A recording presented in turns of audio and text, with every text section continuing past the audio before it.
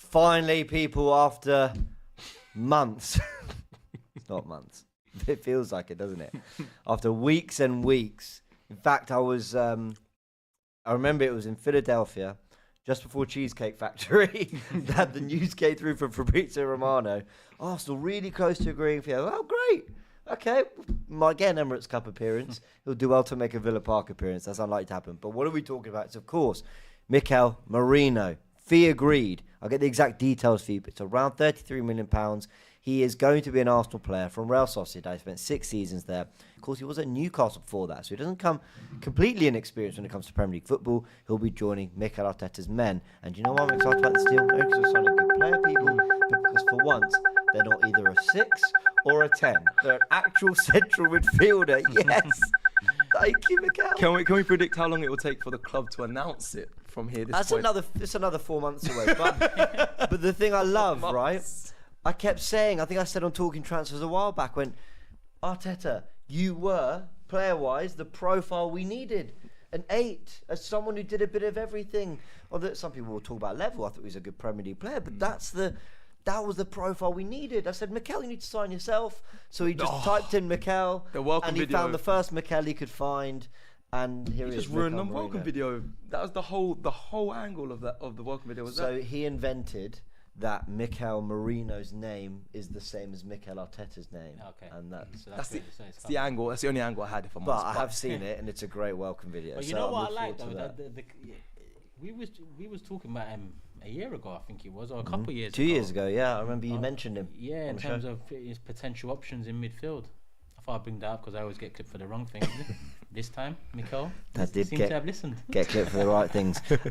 Laurie, let's get your reaction to 33.5 million euros plus 5 million in add-ons. We're looking at 28.4 plus 3 points on it. Listen.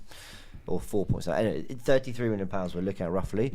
Original reports were saying that we're going to get the deal done at around 25 million. Of course, it's a little bit above that, but I don't think anyone is thinking this is a crazy price to pay for an experienced Spanish international. It's a good signing first and foremost. Someone that we need, like you said. We do need somebody in that role, number 8, and so. Prices get inflated, as we all know, but at the end of the day, if we need the player, we need the player. So I'm all in favour of it. Yeah. By the way, I've just seen the comments. If there are any audio issues, we will, of course, try and get those resolved immediately. Reaction to the price, Cecil?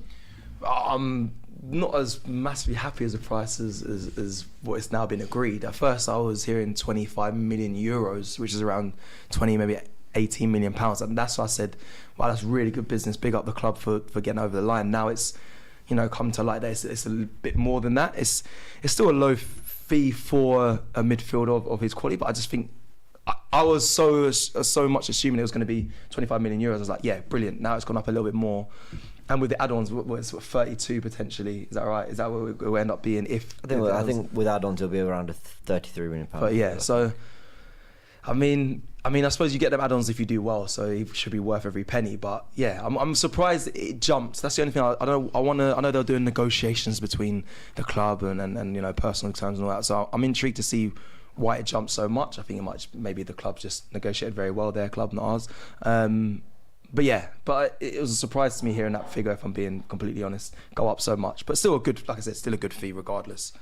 I mean, I'm okay with the fee, really. I mean, I think if it jumped to 40 million quid, I'd think, okay, wow. I mean, a year left on a deal.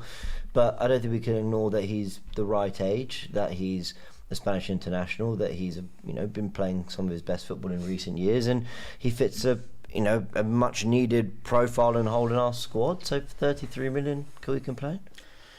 No, it is what it is. The price is the price. I mean, I'm not happy about petrol prices. I've got to fill up my tank. At the end of the day, the price is the price. Actually, petrol prices have come way down. They have come down recently still. Yeah, but he's being tricked by the system. They bring it up to a certain level, they bring it down, you think it's down, it's still higher than it was before. You don't be tricked, Laurie, man. Let me teach you, guys. Right, let's move. Obviously, you can see the haggling was about the fee, because I think for a guy with a year left, Arsenal would have hoped to get it for lower. But as fans, people got it twisted yesterday on the breaking news with Robbie when I said you know, when he tried to put it on me about Eddie, 15 mil I wanted, and we're getting 30 million for him. My thing is, the price is for the fans. We shouldn't worry about what they're actually spending on the player, as long as they believe that player is right. Yeah. We shouldn't be worried about how much the player's going for, as long as, obviously, we worry because of the last few years, but we're also confident that this club has turned round on and off the pitch. So just do what you need to do. Whether Merino costs 33 mil. If he costs 12 mil, do you think the pressure's any different? No, because you are meant to be the answer for the 8, for the midfield. Whether you cost 12 mil or 100 mil, this signing needs to be one step closer to that league title. It doesn't matter about the price. So, you know, I mean... It does affect a little bit, though. 100, that's a big gap. He said 100 mil compared to... But, okay, if we bought a 100 mil or a 12 mil midfielder, what is the goal for Arsenal this year? Win the league, Win right? the title, so yeah. the goal remains the same. But I'm not looking at Moreno and saying he gets us the league title. That's not a sign I say guaranteed he gets us the title. Why not? It adds to it. Yeah, he has to. No, I think it adds... Because he's not... If anything, my thing to... improve this Arsenal, but like most fans, is a striker. Again, that doesn't always guarantee you the league either. But I think adding him in doesn't say, oh, we're definitely now ready to go and compete against, and go and win the league, maybe against whether it's City or whatnot. This signing doesn't make me feel that way. I think if we get a few more through the door by the end of the closing the window, then yeah, that adds to it, and for me gets me over the line. But the small margin, I don't think Moreno for me guarantees us a no nothing does. Yeah, City just signed Gundogan. Yeah, exactly. Nothing guarantees anything. But I do think, while Calafiori and Merino were positions-wise number 2 and 3 on my priority list, right? The forward was always number 1. You could even squeeze in a striker and a winger, in places 1 and 2. Facts. I would say that we are a better team for having Merino and Calafiori. I go into this season with higher expectations because we have those two players. A left-hand side that struggled to function last season. So much of our football played down the right. You got Merino and Calafiori, which should add a little bit more there. Things have gone up on that side of the pitch anyway over this pre-season without adding them to the squad.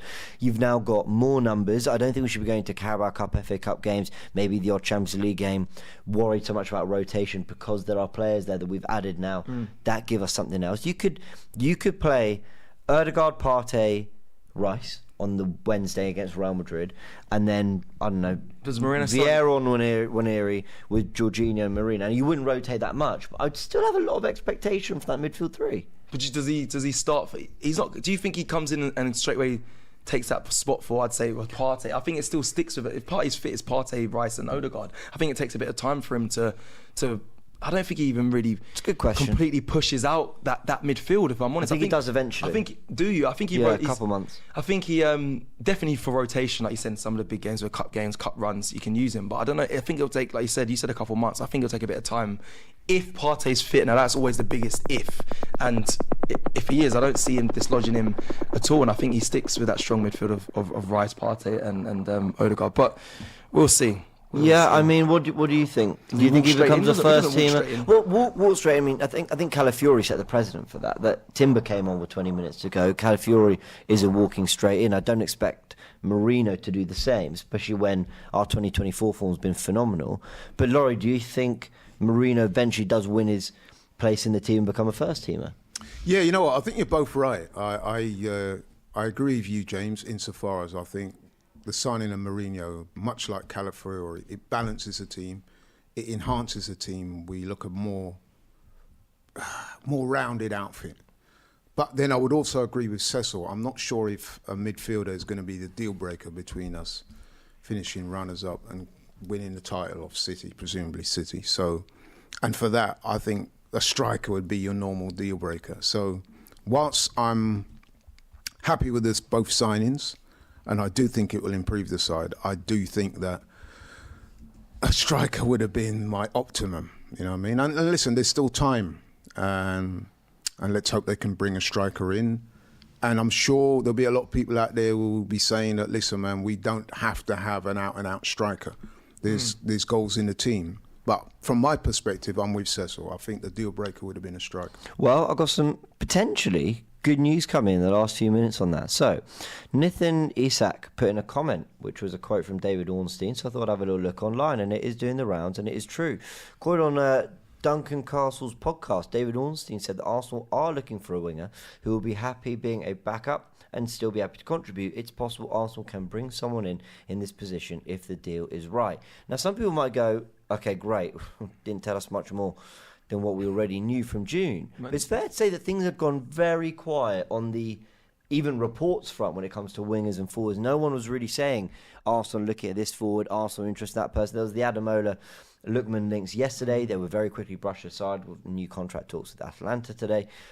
But interesting that sort of even David Ornstein is kind of going, they do want to still do that deal. And I think we sometimes think to ourselves, oh no, Nwaneri's look good and Jesus look good. Maybe there's a chance that Arsenal actually forego addressing that side of the pitch. But maybe Turkish, there is still hope that in the next 8 days, Arsenal do something in that area. Yeah, but the wording's smart as well because it kind of tempers the expectation. It's a winger that's coming in as a backup, which throws a Nico Williams out the window. Not that he was inside anyway, but I mean like that level of winger or excitement. And it's kind of strange because I would have thought if we're going for a backup winger, it's going to be Saka, but we haven't let go of Reece Nelson yet. So what are we saying? Is it more left-sided? But I thought Martinelli Trossard was enough there. What happens with Jesus' back? You know, there's a few questions that are still not answered with that tweet, in my opinion. So it'll be interesting to see what we do. Off the back of it, it probably sounds most likely that we'll let Reece Nelson go in the next 2 weeks and bring in someone, you know, more similar to a Saka in terms of left-footed can play out on the right. Because Vieira hasn't worked out either. So that would probably be the most likely thing. But yeah, I mean, it's not really filling me with the utmost optimism. I'm with you. But look, people will argue, you know, who says we need goals? But what do we need then? You know, that's the thing. It's easy to tell people what we don't need because we can say, "Oh, we scored more goals than the Invincibles." Yeah, we had the best defense. We had the best defense, so we don't need that because we had the best defense. We don't need the attack because we scored more than the Invincibles, and that means the midfield must be doing the right thing because their job is to knit together defense and attack, aid the attack, protect the defense. The numbers are there. So what do we need?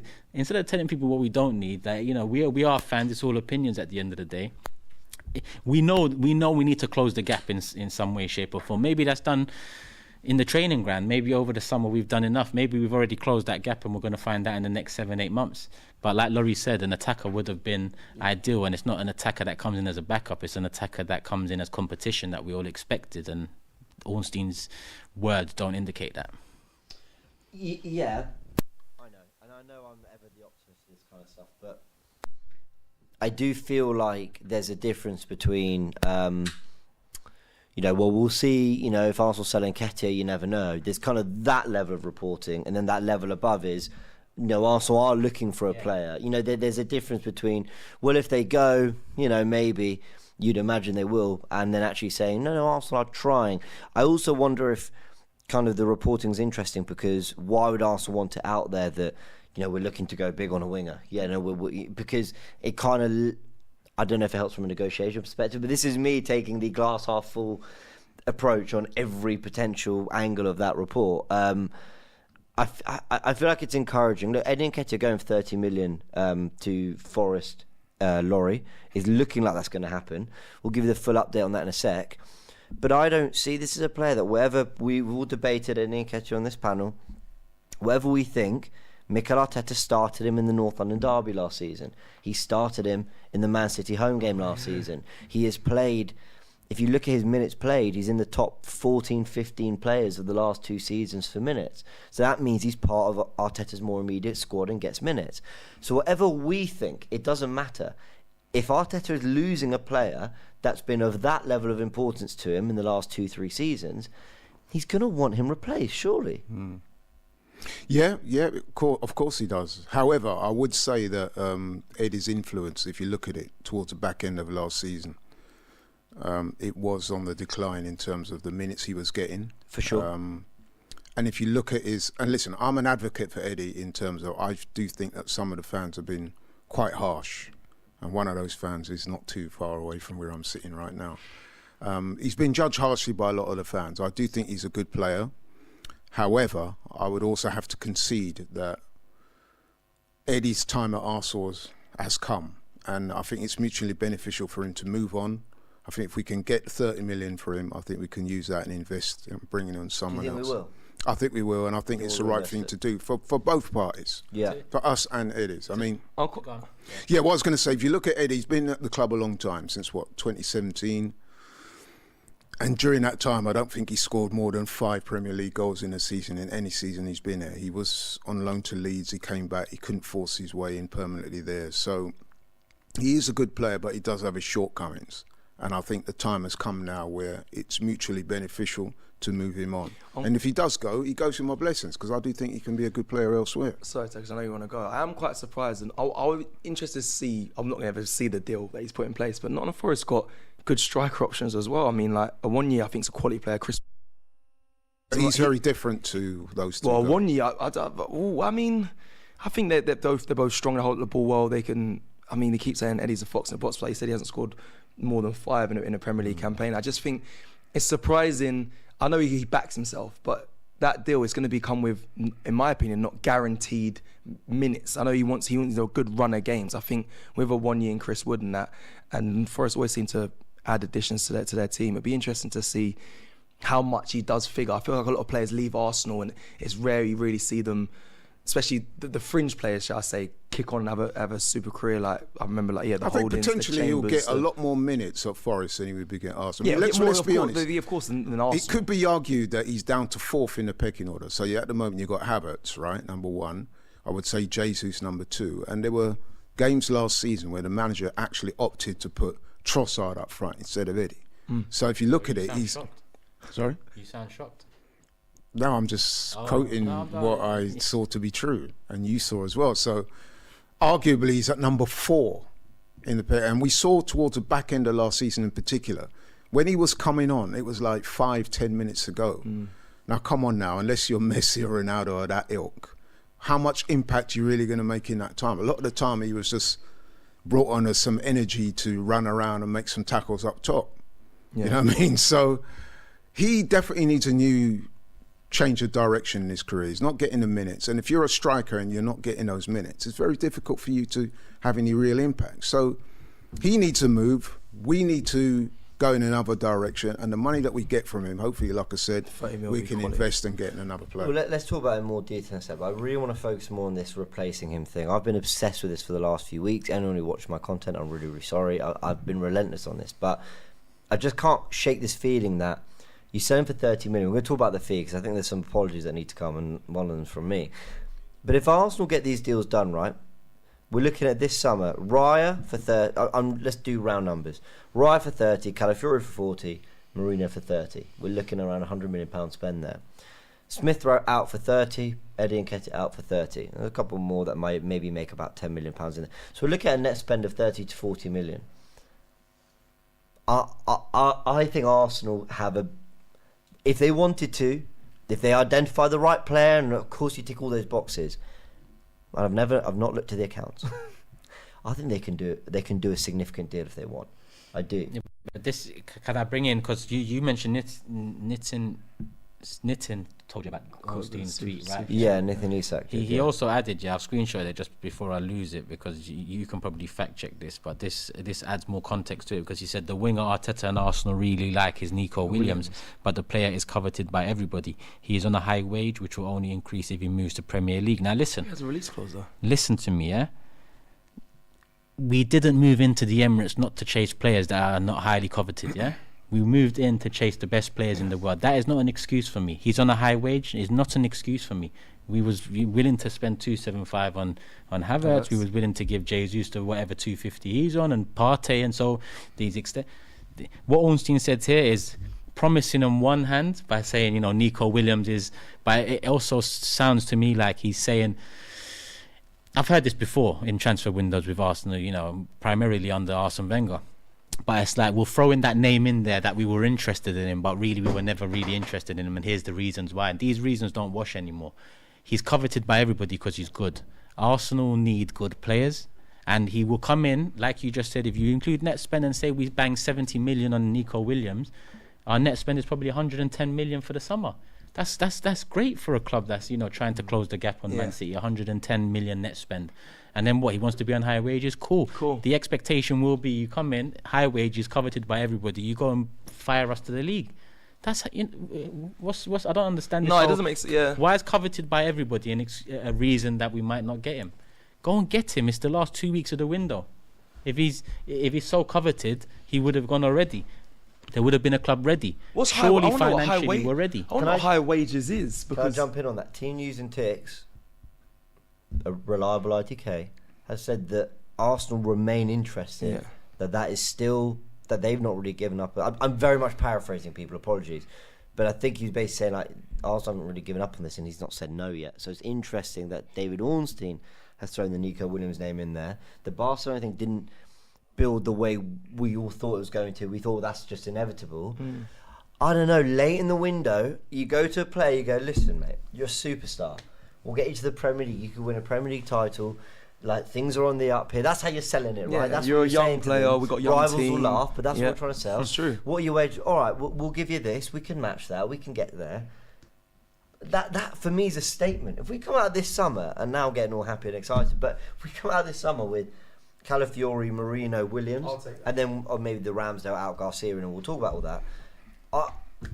I think a great window. I think a great window. I agree. I think when you're making sales as well, which I always think is something we used to struggle with, Arsenal. If you're going to make the sales for the players that are currently in the fringe players and make the money from them, I know you spoke about net spending. I think it's only right that you get a big name. I think Nico Williams is someone who would lift the fans as well. If I see that signing, boy, the dance. Nah, but on a serious one, he'll take us to another level. I think the only thing I do question though is what are these high wages? What's high for him? What is it? Like $350 a week? I think it's crazy. So I looked into this. Okay, he is on reportedly, and this is all like online research. Whatever, he's reportedly on around 180 grand a week. Okay, cool. Obviously, that's quite a lot of money for a 21-year-old, right? Massive, yeah, like, it's good money. He's at his boyhood club. I believe, yeah. He's at Athletic Bilbao with his brother.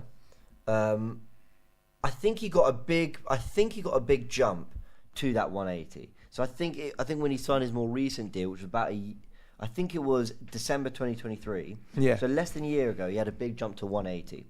So my impression, and having no idea how it works, what his agent's saying, what he wants, whatever.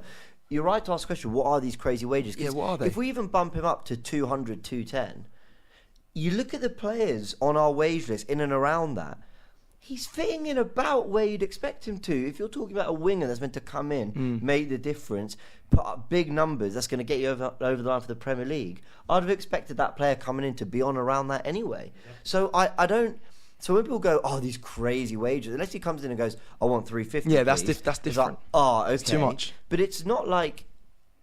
obviously it depends. Like, I don't know. But my theory is that it's not as ridiculous as people are saying. The same people in the summer that will call you ridiculous for this are the same people that get on my nerves throughout the season when I mention that because a player's earning a certain wage, he needs to provide a certain output on the pitch. Which it's is just fair. They just pick and choose when it suits their argument.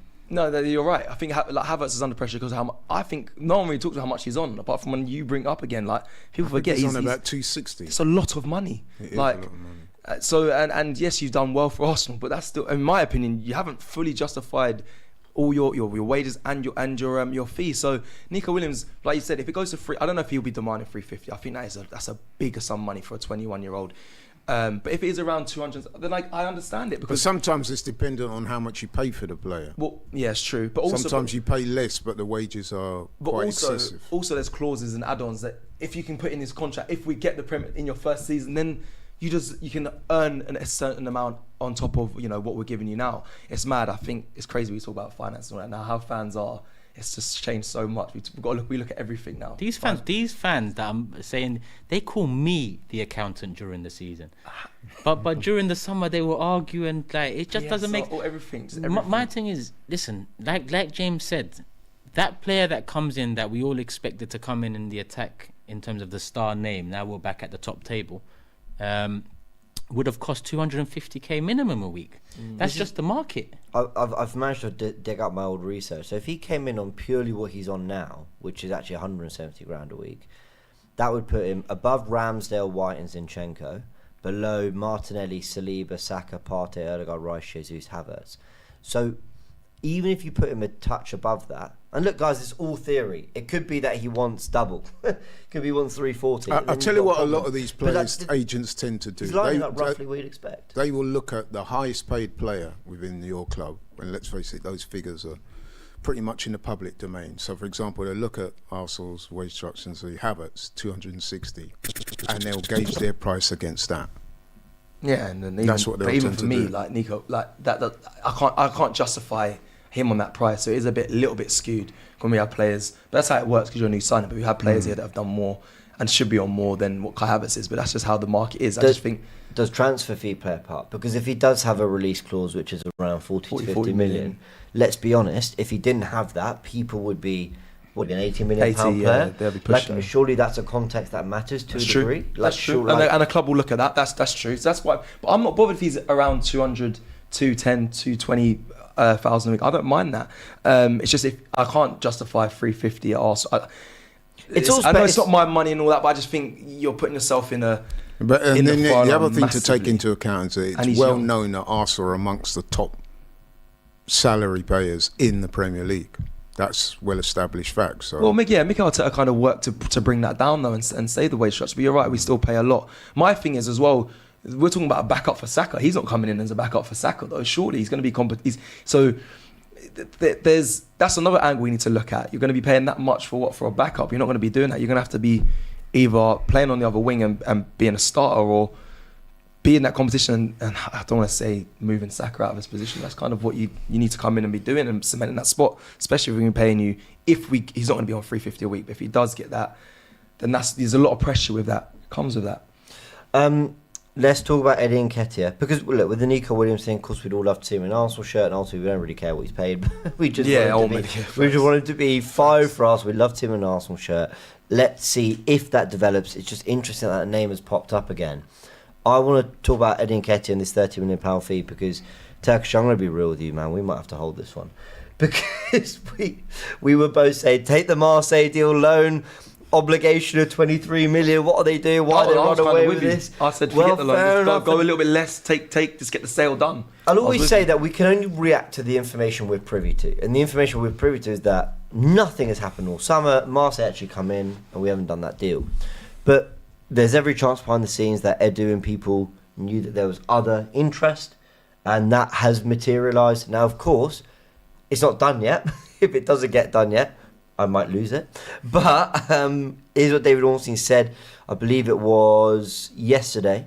Exclusive, Nottingham Forest are close to agreeing fee with Arsenal for Eddie Nketiah.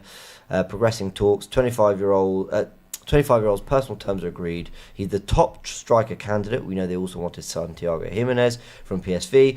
Negotiations continue. £25 million offer was rejected. It's going to be around 30 to 35 million that Arsenal want. That's good business. Yeah, if it gets done, it's good business. I can't lie. What's your reaction to it? No, if they get that fee, it's definitely good business. Definitely. But I lean back on my other point that this is a saga that people are now trying to turn around as a success story because of the last fee. This is not a success story. Do you understand? We gave this guy 14 and 100k 2 years ago. Yeah, the fact he's going just about to Forest for 30 M's. 30 M's is a nice figure. It's a good fee. It's a nice figure. But at the end of the day, this is a person we put a lot of faith in, or Arteta put a lot of faith in. It hasn't worked out. And my frustration just came that we're going into our last 2 weeks and he's still on the books. And when you're hearing that in order for us to bring people onto the books, we need to release people from the books, I can't lie, I'm not here to worry about another 10 mil. That's for them to worry about, So for me, it's similar to, I don't care what this new attacker costs. It needs to be a part of winning us the league. I'm not too fussed about what players go for. I just expect Arsenal to be... We are football fans, and this is coming from me, who's had to look into accounts and look at what the Kroenke has done to this club to justify why I was so angry with that side. But as a pure football fan, you don't need to care about anything other than what's on the pitch, right? So that's what we have to get back to. Arteta's done a great job and whatnot to get us back to here. But the fact of the matter is, we've still got a bit to get over the line, and it doesn't seem like we've, gone that extra yard this summer. Why? Is it because we've waited so long with Eddie? Is it because we can't sell Reece? What is the reasons? We might find out, we might not. But this ain't a success story. Well, my biggest thing, regardless of, if this fee gets done with Eddie Nketiah, what will be really interesting to me is, does it eat into the time we get to find a replacement and get it forward? And I don't know how it works. I don't know if it's a case of, it's all hands on deck to work on a sale, and then you're left with whatever time you've got left to try and bring in the incoming. If we had negotiated this Eddie thing 2 weeks ago, when it felt like the Marseille thing was getting done, could we have got Pedro Neto? Is that how it works? Because one wasn't done, we can pursue the other? Or is it a case of, Edu might be watching this going, you lot are idiots, we've got massive teams, while one's happening, the other thing's still happening, it doesn't really matter. We all kind of know the moving situations. I don't know, but that would be my only thing. If it's a case of it's dragged on all summer, well, we could have accepted a little bit less, but then gone and got who we wanted, then I'll feel differently. I'm not privy to that information. I don't know. That when we analyse and discuss football matches, we react to them. We've watched the 90 minutes. At least we could talk about what we've seen. With this, it's so much speculation and going on what reporters tell us, and then second guessing them. So it's hard, Laurie. Yeah. No, it is, and I do agree with Turkish. If you can get 30 million for Eddie, given his current situation at the club, like I said, it would appear that he's dropped to at least third, maybe even fourth in the pecking order, right? For a guy of 25 years old, he's still got a lot of football in him. But the corollary to that is that you're not playing football at the moment. You need to kickstart his career. So that's what I'm saying earlier. It's mutually beneficial.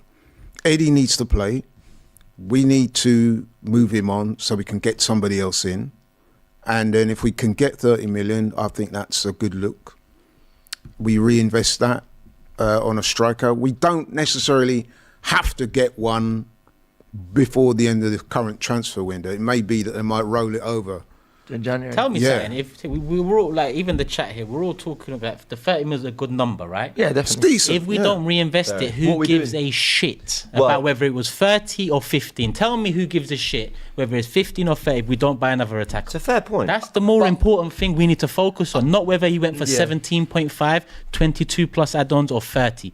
We're all going to turn around and be like, oh, look, we do. But where's the money going? Where's it going? Yeah. But I don't think we're going to get a striker. I don't think we'll get a striker, though, because the money has to be reinvested. That's what I was going to say.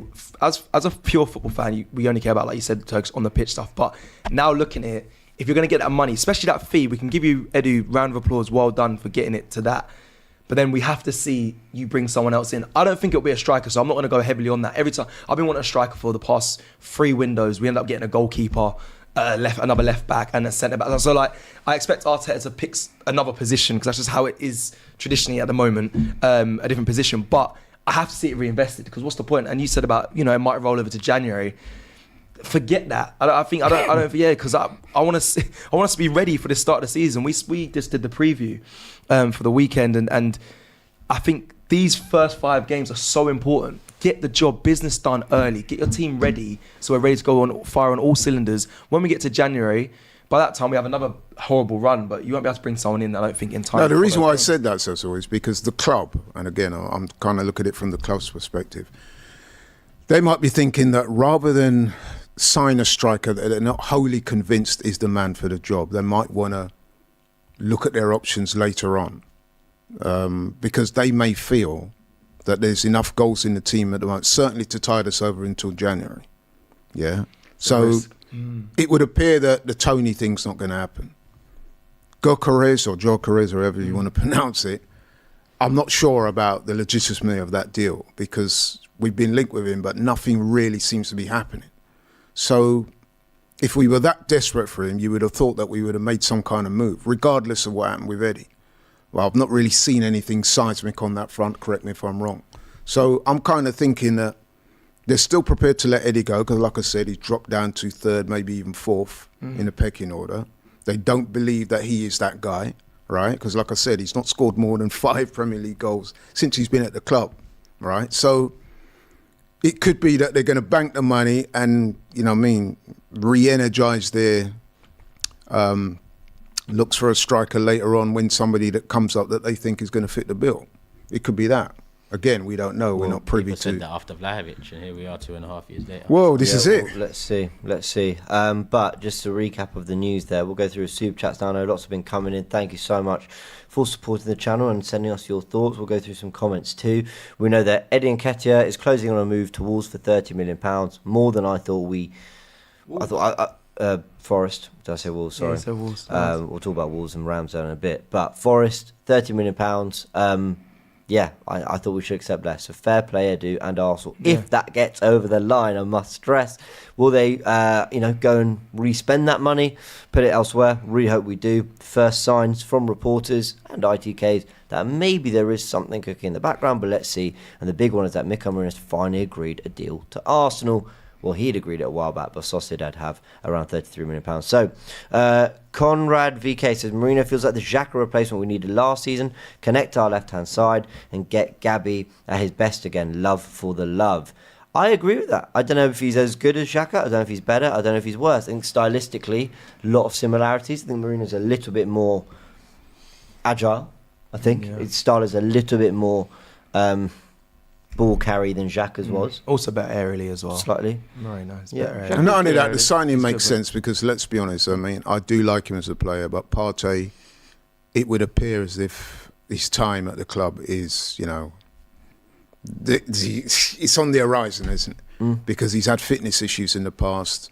Even when he has featured, there's been question marks against his ability to get up and down the pitch, as that role dictates. I mean, you saw the game in the first game of the season against Wolves.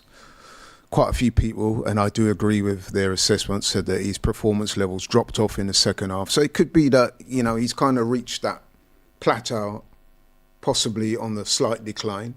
I hope I'm not being too, unfair to him, but that's what it would appear. So you bringing in Mourinho, you're basically strengthening the squad and adding balance and everything else to the team. Mr. Captain says, regardless of the numbers, it's good business. Next, a striker. JJJS says, can we now buy a damn striker? Let's effing go. Everyone said, let's get Kudus now for the wings or attacking midfield. We can win the league. Second best in Europe for Jules, one behind guess who? Merino. Is that right on Kudus? Listen, everyone knows that is the signing I want big time. Of all the realistic ones, I dare say I think he's near. I think even if Williams was available for me, it's neck and neck. I'd probably put him above, if I'm honest. I'm desperate for Kudus. It's your boy N says, no way Arteta is going to bench Kai. Thus, I don't think we'll get a striker. Wing over striker is a priority for sure. Yeah, I mean, maybe not everyone would agree with this, but I actually think that is the angle Arsenal are going to take, which is we'll get a forward rather than a striker. Mr. Captain says, boys, thoughts on Patino deal to Deportivo, good or bad? We're getting $1 million for a player that had high expectations and hopes in the academy. I think it's more a shame for him that it didn't work at Arsenal. That's kind of all I can say. Yeah. I have no real reaction to it because I barely saw him. Yeah, I know. Yeah, his loan spell at Blackpool was really good. The fans loved him. Is it better? I mean, right now the youngsters, the most important thing is they're playing. So if you was he at Blackpool as well as Swansea?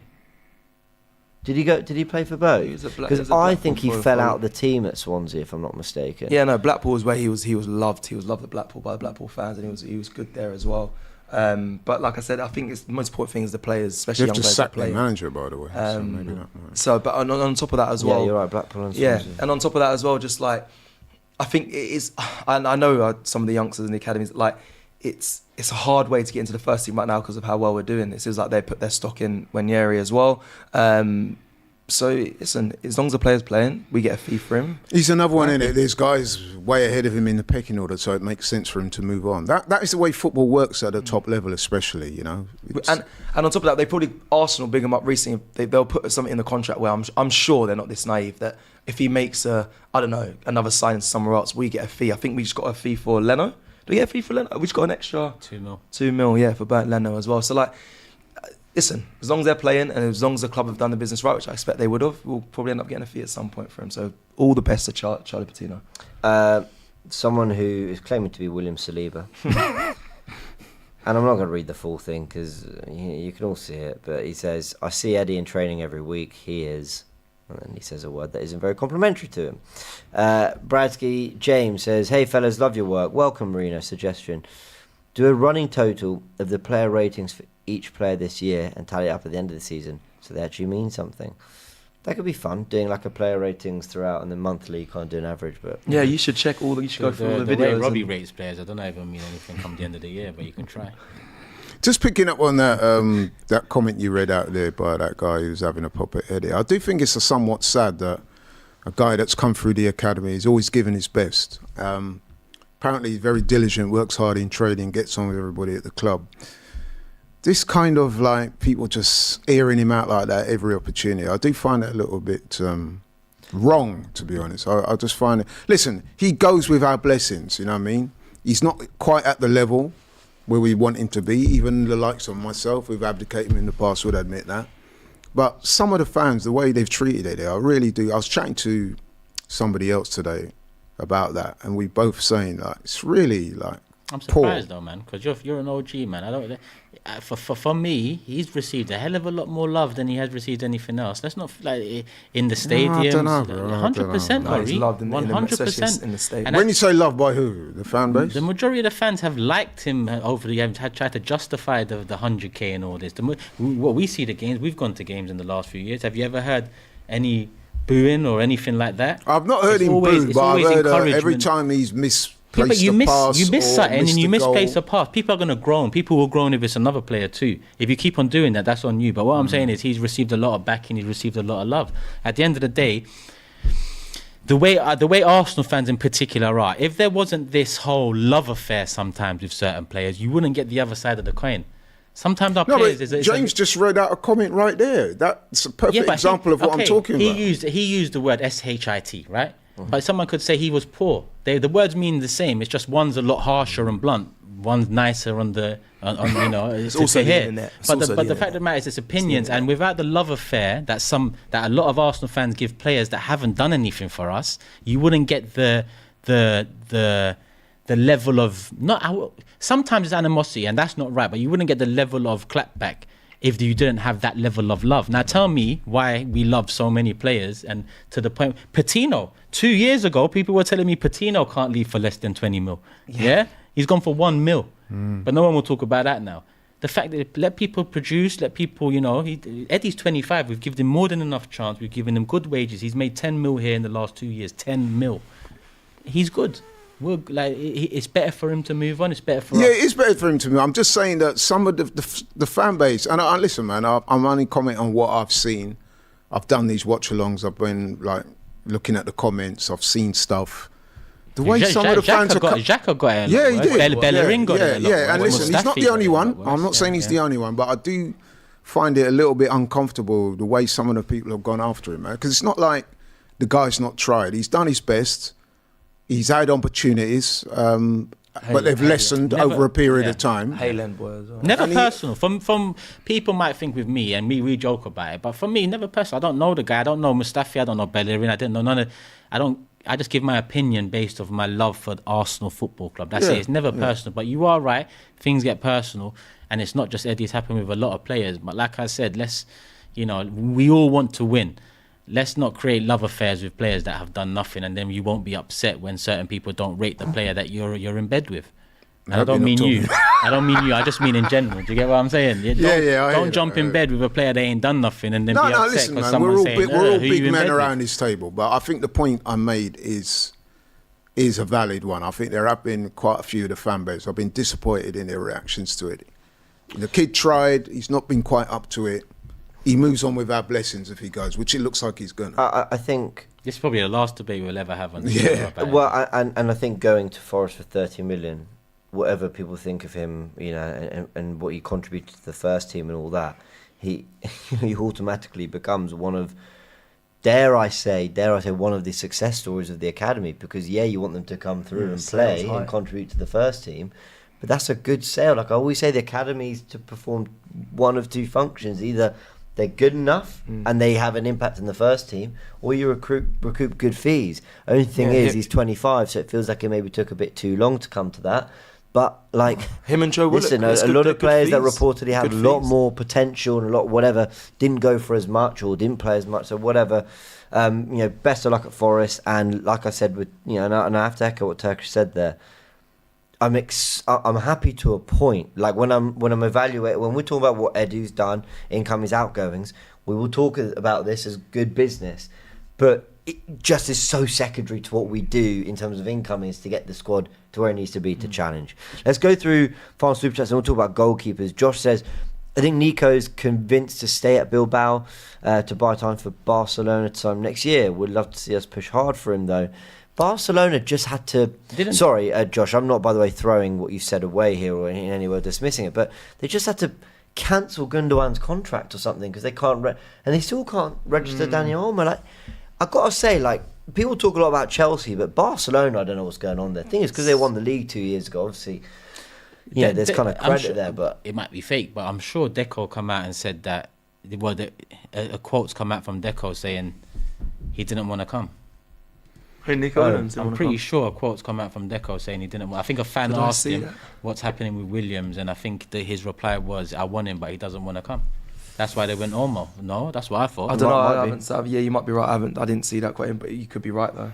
Alan Slade with the super chat, but no text. But thank you very much. Yasawa says, "Did we present a project to Nico Williams, which is similar to the project we presented to Declan Rice? We should connect these dots. Should we connect these dots?" That was just stuff that went around the internet. Could be true. I don't know. It'd be great if it was. Loads of super chats. Thank you everyone for supporting the channel and getting your thoughts in. Cozy says, Cozy says, Merino playing time depends on Partey because Ødegaard and Rice won't get dropped. If Partey gets sold form back, then Merino won't get much game time. In which case, then he's a really good squad addition. Yeah. And if Partey isn't up to it, then we've got that third midfielder we hopefully want. Jitesh says, damn, 32 million for Sharoy. I bet Don Robbie is cheering. Nathan Piper says, before we talked about Deadwood, now we talk about maximising sales of our periphery players. We have come a long way. Come on, you Gunners. And yeah, I hear that. I absolutely hear that. Blah de la blah. Have I pronounced that right? Good name. Sales don't matter this season. They matter for squad strength next season. No, but so I disagree. Lord Dora says, shout out Laurie. Shout out to you. Who said that? Lord Dora. He's showing some love. Big up, big up. Thank you, man. Appreciate it. Cameron says, we should try sign Sane. What's your views on it? I like Sane. What he done for us. Against us in the games we played him in the Champions League. I think there's still sharpness there. I think me and Robbie spoke about it. Obviously, we was talking about Sterling and I was like, oh, Sane's still a good option. I like Sane. I think he'd fit into this Arsenal. If he's happy to be a number two or compete for that number one spot and he's okay with that, I think he's quality enough to, again, add and improve to this Arsenal side. But that's just me. Everyone else has Sane. Let's see. Conrad will come to a super chat in a bit as we're going to move on from the Eddie Nketiah stuff now. Let's talk goalkeepers because we know that Wolves had a loan with an option to buy for Aaron Ramsdale rejected. Some have said that option was around £25 million, but that wasn't what I think David Ornstein's original update told us. Romano flew in saying that, well, Johan Garcia is ready to go, bags packed, he's just waiting for the Ramsdale situation. And then some reports around his club Espanyol have said, yeah, that's fine, he can go. We'd like our €30 million release clause. So what are we saying, people? Do we want to spend £25 million on a backup goalkeeper? How are we feeling about that? I mean, it's true to form, no? We spent 30 million on Ramsdale, which granted he ended up being number one, but Leno was our number one and then he pushed him out. 25 million for it seems very Arsenal for a backup goalkeeper. I think it'd be crazy. Of course it'd be silly, but it just seems very Arsenal right now. I don't know. This really falls into the category of if at the end of the window we've got Garcia, Calafiori, Merino, and Williams through the door, and the squad is where it needs to be, then I don't care how much we spend on him. But talking independently of the deal, 25 million on a backup goalkeeper Turkish is a sickness. Like Arteta and Iñaki Kanya must meet up every week and go, who can we add now? Yeah, that must be it. They must go into training and be like, oh, the keeper. He made one little error I saw in training today. Who else can we get? I like the idea that Ramsdale's looking at Raya, kind of going, so how's that feel? Hey, how does that feel? Hey, look at us. Look at us. He can't do it again. He can't do it again. He can't do it again. There's no chance he messes up. He messes about with the goalkeeping department again. If Ramsdale goes, you buy a cheap backup. That's it. 25 million. That's not cheap. It's not cheap, bro. When you still need an attacker, but like you That's said, your Eddie replacement. if it's where the don't money goes, imagine. if what you said comes Calafiori, Merino, Williams, and a keeper Garcia 20, I don't care then. But if it's Calafiori, Merino, Garcia, I'm gonna be like, what in the world? Like, does this guy play He on the could wing? win the league with that though. Does Garcia play on? Is this inverted goalkeeper that's gonna end up on the left wing when Martinelli's? He's going to chuck the ball in their net. 1-0 up. What, look at But if we win the league that Arteta's season with that window, you have to say fair play. Of Well, course. let me be fair, right? Because I've taken the more comical angle. Because those other reports out there, but some of the reports, and I think it was in David Ornstein's report, was that like, yes, that release clause is there. Arsenal are sort of confident they can get a deal done for around more the £15 million mark, which look, still not cheap. Yeah. But the way this is being talked about, the Garcia thing, is like it's kind of ready to go. Like Arsenal have this sort of ready, wrapped up to go whenever. But we thought that of Smith Rowe and Marino. So let's hope this doesn't take another 4 weeks. We've only got 8 days to do it. Yeah, we ain't got Yeah, quite literally. I can imagine them dead like Eddie going, wait, what? I've got 4 hours, not 4 weeks. Okay. You put the barbecue down. Look, I think... No, let me. I had a thought, but let me park that for the end of the show. Garcia, I know nothing about him, but he's Espanyol's number 1. Happy to do that deal. If Ramsdale goes, I'll trust the scouts and the goalkeeping department to know what they want from that position. What's a good move, Laurie, that you would accept? We'll do a quick fire around everyone. Loan with an option. Would you take that? Yes, I would. Would you? Yeah. And whilst we're on the goalkeeping situation, I've got to say Ramsdale's fall from grace has been quite astonishing, really. I actually feel a bit of sympathy for him because... Well, his rise, and then, maybe not full, but you get what I mean. The way his stock has kind of fluctuated. Because it wasn't that long ago, he was becoming a bit of a cult figure at the club, wasn't it? I wouldn't say cult hero, but definitely a cult figure. Fans love him. And his career appears to be sinking without trace if he doesn't move on soon. I mean, much like Eddie, he needs to play. So we need to get because we don't want a disaffected players, do we? There's quite a few players at Arsenal, I'm not going to go through the whole list, but there's quite a few I could name that, let's be honest, they're not going to get much game time. So if you can get decent money for them and move them on and then bring in the guys that you do want, it makes perfect sense. And certainly Ramsdale is in that group along with people like Eddie. God, it's tough, isn't it, Turkish? Because this guy, a year ago, let's go back a year and a month, 2 months ago, before we had David Raya, if someone knocked on our door saying, we like our Ramsdale, how much? I promise I think we all would have said 50 million minimum, where we were likely saying more. We were genuinely likely saying more because you have to replace him and all that. Now we're at a point where you might have to accept a loan, probably to a club that, with all due respect to the Wolves of this world, and maybe he was thinking someone in Europe, someone with European aspirations, someone who's playing Champions League football, maybe Europa League. That hasn't materialised. Chelsea and Newcastle don't seem to be in this race for him. And we might have to accept something that is miles away from what we really wanted in terms of a deal. Yeah, we've mismanaged this one badly. You think? Yeah, I'm surprised at how badly we have mismanaged. How could we have dealt with it better, though? That's the one thing I don't really know. I mean, you don't give a contract for 120k. That's for sure, because then you're stuck a little bit. You made him back up 2 months later, and then essentially casted him at the side. Yeah, and also don't say in the press that you will look to rotate and use both goalkeepers, and don't do that it. was always a myth, man. You've killed him. You've killed him there. I mean, as well. heavily mismanaged, man. Like 50 million would have been the target if we aim to sell him, but now we're struggling, and that's on. It's on a mix of Mikel, I guess, a mix of the people just above him with Edu, because there must have been conversations about how Arsenal set up next season, as well as conversations about his contract at the same time. So I don't know where the ends didn't meet, and they should have, but there's something went wrong, because that was a big asset for us. That's now, essentially for us now, leave him with his tail between his legs, because we've got no real value in him anymore. And it's, unless...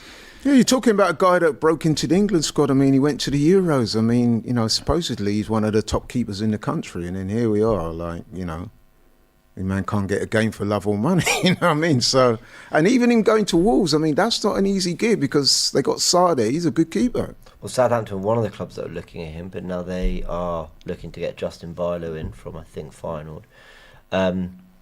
Bournemouth have been mentioned. He was at Bournemouth before.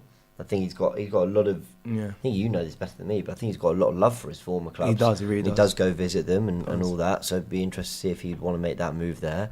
Of course, they did just get good money from the Solanke deal. They're not, they're getting Evan Nilsson. They're not getting Eddie Nketiah. So you wonder whether there's a deal to be struck there. I think a loan with an obligation is one thing. I don't know what a loan with an option does for us. Because if he performs really well, the club are going to go, yeah, 25 million bargain. And we're thinking, well, now his reputation is probably nearer the 35, 40 million pound mark. I don't know. I don't love at the moment where this Ramsdale thing is. I'm gonna do the cement player care side, the stuff that the romantic side. I actually feel for him. I don't care what anyone says. I think it's mad. It feels like the English media. It's like Arteta built him up, and Arteta's done a lot of good at Arsenal, but he built him up to, like you said, get into the England side. A fan favourite to then really drag him down. I don't think it's by his own accord he got dragged down. Yes, when he figured last season, I think 5 games, and he played against Brentford as well. He wasn't the greatest, but how do you explain to a player that you've just been replaced after a great season at Arsenal? You don't, and of course it's going to affect him. So, but did we say this about Leno? When we signed Ramsdale, well, we were all saying, "Oh, but it's so harsh on Leno." No, because Ramsdale, no. Look how big he was, and no, because I think that the gap, what Aaron Ramsdale was adding, and the way we changed our style of play with Ramsdale coming in and whatnot. I think at the time as well, it went well. It made sense in my opinion of that change. That Raya one didn't make even now. Granted, he made a good save on the weekend, David Raya, but I still don't think the gap's so huge between the two goalkeepers. Do you not see a difference in style though, and a difference in security? Because if you're asking me, if you're asking them both to shot stop, 20 of the finest hits in Premier League history, like I'm backing probably Ramsdale slightly over Raya, but I think the way we play, that's actually a situation we don't find ourselves too often in. Well, okay, against Wolves we didn't, Raya pulled it out, but I look at the last 20 minutes of pressure against Spurs when it was 3-1 and then 3-2, how Raya bounced back from his mistake. I look at his distribution from the back. I do feel we are calmer. I do feel like there's a little bit more security. I do feel his positioning is better, and I do feel there's more of a coldness about him. Look, we're calmer. We are calmer, definitely. But from a 50 million price tag that we put on Aaron Ramsdale to now struggling to get a sale and have to do a loan deal, I think that's what the mismanagement. I think that to me is crazy. And I feel for him because I want him to be England's number one, and I believe he has the quality to do that. It's just haven't managed him well enough. Now the fact that he might have to, I don't even know how he's going to probably break through and become England's number one. I don't know if that's even possible, depending on what club he goes to. Yeah, he can go get another great move. I mean, Everton haven't been flying for the last 4 or 5 years. That's true. And he's been England's number one since 2018. So, I mean, also a great move. Is Wolves potentially, but if they stay up, I think anything high. Who do you say? Southampton. Southampton, I think does it. They're a good team. They've got a good manager. I think Southampton is the one where it's like, well, I don't know. I think Bournemouth would be a great shout. Bournemouth would be a really. Iriola's manager would be great. Suited probably to that manager. I think they've probably got some money to spend on him.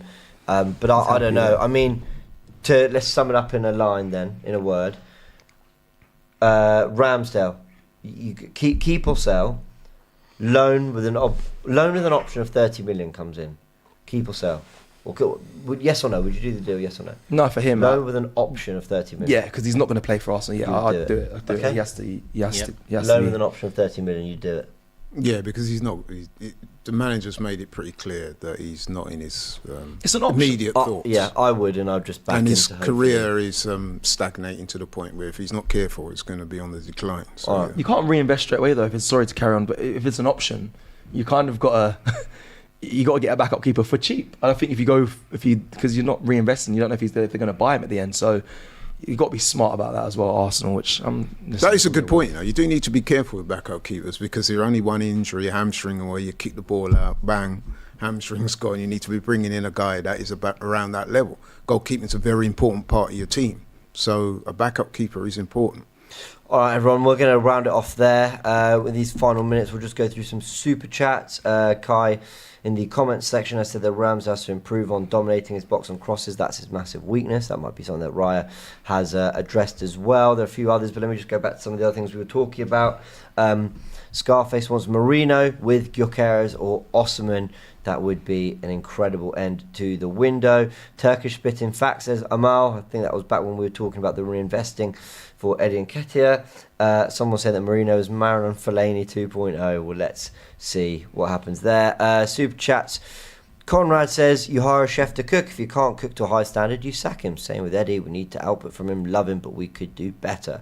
Abdullah says, if Arsenal sell Nketiah 35 million, Ramsdale 35 million, Kivior 25 million, and Nelson for 20 million, we would have made about 150 million in sales, along with Smith at 34. You've added a few extra fives on some of those, but yeah. We spent 80 million on Ryan Marino, Calafiori, will we sign a fourth player? It's kind of what we were saying earlier, Abdullah. I think very possibly. Let's see. Things are getting said that weren't being said before. Stephen says, Alexander, and I really enjoyed meeting you. Oh, Stephen, it's Stephen and Alexander. Pleasure to meet you out in Philadelphia. Oh, yeah. He says, I really enjoyed meeting you guys in Philly. Turkish is a kind and happy guy. Bark definitely worse than his bite. No excuses, just win it. Come on, man. That's what I'm saying. People, it's the wrong perception of me online, man. I'm a nice guy. Wow. Are you laughing? No, you are. Sorry, no, just you are. I'm a very nice guy, man. Yes, Mr. LDN. Yes. Ivy says, with 10 days to go, I have zero confidence. We improved the attack. For a backup, I like Hwang Hee-chan from Wolves. Will we sign any attacker, you think? We did touch on that, Ibby. I'm not sure about Hwang. He has obviously done well at times, but I think we might do something. Tapan5 Patel says, why not spend 25 million chance on an unknown attacker? It might get to that.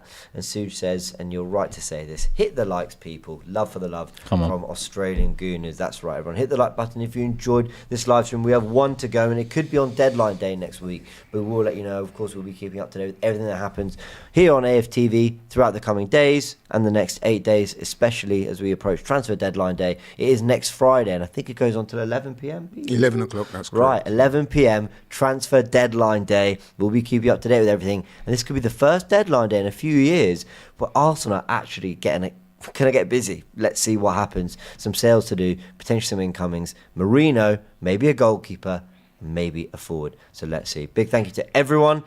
Hit the like button if you enjoyed. Subscribe to the channel, and we'll see you very soon.